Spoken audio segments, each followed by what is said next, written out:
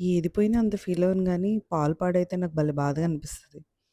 అయితే కలాకండ్ అవుతది, లేకపోతే కోవా అవుతది. కానీ ఈవేళ టైం రాత్రి 12 అయింది. తోడు పెడదామని ఎళ్తే పాడినియి. సో, రసగుల్లా అయింది ఈవేళ.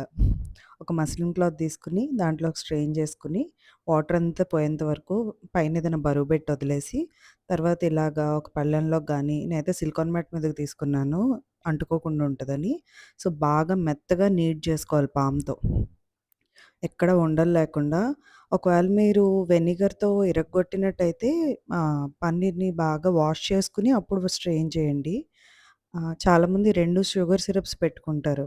నాకంత ఓపిక లేదు, టైము లేదు. సో, యాజ్ యూజువల్‌గా ఒకదాంతోనే మేనేజ్ చేసేసాను.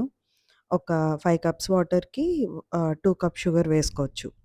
వేసుకొని పాకం బాయిల్ అవుతున్న టైంలో ఇట్లా బాల్స్ చేసుకొని అందులోకి వేసేసుకోవాలి.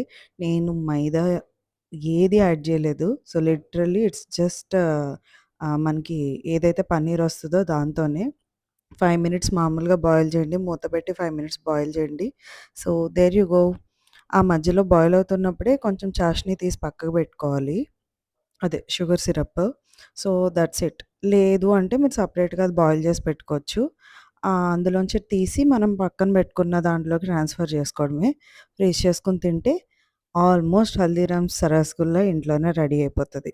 ఆల్మోస్ట్ ఏంటి ఇదే బావుంది నన్నడిగితే. So, that's it. Thank you.